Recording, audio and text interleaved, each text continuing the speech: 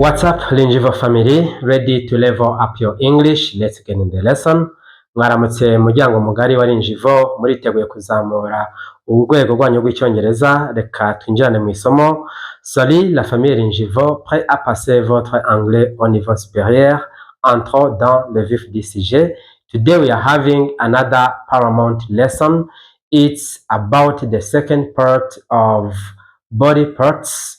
So we are gonna see some of the very important and very actual parts that we use when we are talking about body parts. That's why we are gonna see. Uyu munsi tugiye kurebera hamwe igice cya kabiri kivuga ibice by'umubiri. Ibice amagambo dukunda gukoresha akenshi mu cyongereza nibyo tugiye kurebera hamwe. Ibice by'umubiri tukunze gukoresha inshuro nyinshi cyane nibyo turi buze kubona mu cyongereza. And then aujourd'hui nous allons voir la deuxième partie, c'est la partie en rapport avec les parties du corps. Nous allons voir quelques parties du corps qui sont très importantes, donc les parties du corps qui sont beaucoup courantes, comment on les appelle en anglais, c'est ce que l'on va voir aujourd'hui. Then this is the second part. Then it's about we're gonna see about lower body and internal body parts. Then tugiye kurebera hamwe rero igice cya kabiri kivuga ibice bigize umubiri w'umuntu, igice cyo hasi cy'umubiri ndetse n'ibice biri imbere mu mubiri w'umuntu. Tugiye kurebera hamwe bimwe and then ibyo mutazi cyangwa ibyo mukeneye kumenya muraza kwandika muri commentaire mubimbwire kugira ngo nze kubona uko mbasubiza. Donc nous allons voir la deuxième partie. Donc nous allons voir quelques parties du corps. Si la deuxième partie, peut-être que vous allez voir les parties que donc je n'ai pas parlé, que je n'ai pas mentionné. Donc vous allez écrire ces parties-là dans les commentaires. Et puis je vais venir là, donc je serai là pour voir ce que vous avez écrit pour vous donner ces parties du corps que vous avez déjà mentionnées là.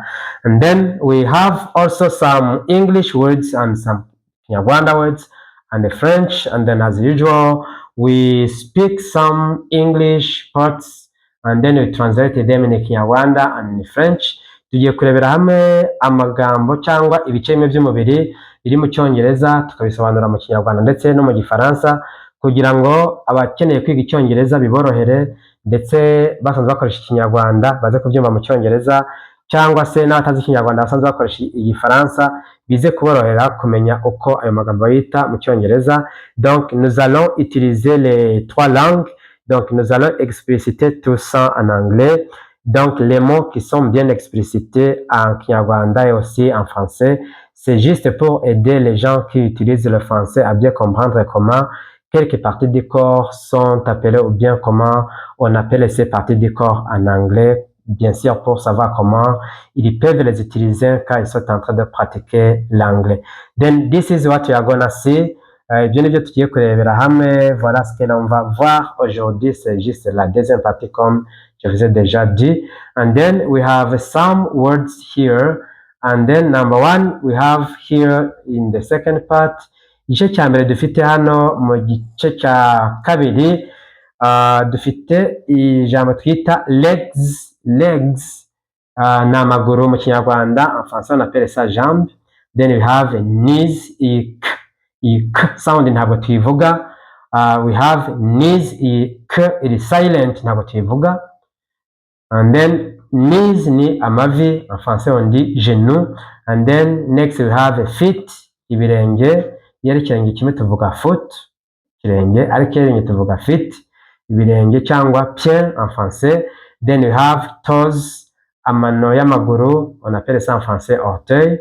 And then stomach, inda cyangwa igifu, when we say stomach, hano inyuma hagaragara stomach, inda cyangwa iyo tuvuga imbere stomach.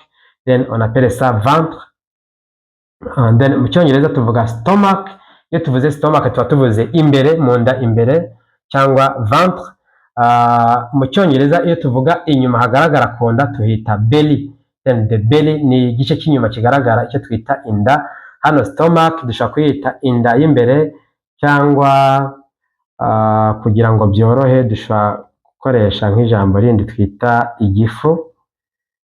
Igifu wenda ntekereza ko nibwo abantu biri buze kuborohera kubyumva neza, tukita igifu. Iyo tuvuze igice cy'inyuma kigaragara tukita belly mu cyongereza, tukaba tuvuze inda y'inyuma igaragara, ariko iyo tuvuze stomach tukaba tuvuze internal body part, ni igice cy'imbere mu muntu aricyo twita igifu cyangwa ventre. And then we have chest, igituza ou bien poitrine en français. We have back, umugongo cyangwa dos. We also have shoulders, ibitugu cyangwa épaule en français. Then we have heart, umutima cyangwa cœur. Then we have lungs, ibihaha cyangwa les poumons. We have ankle, akagombambari ou bien cheville, ka kantu kamwe kaba hariya ku kirenge bayita akagombambari mu kinyarwanda. En français, on l'appelle cheville, donc les francophones comprennent bien ça. On appelle ça la cheville, cyangwa ankle mu cyongereza, akagombambari.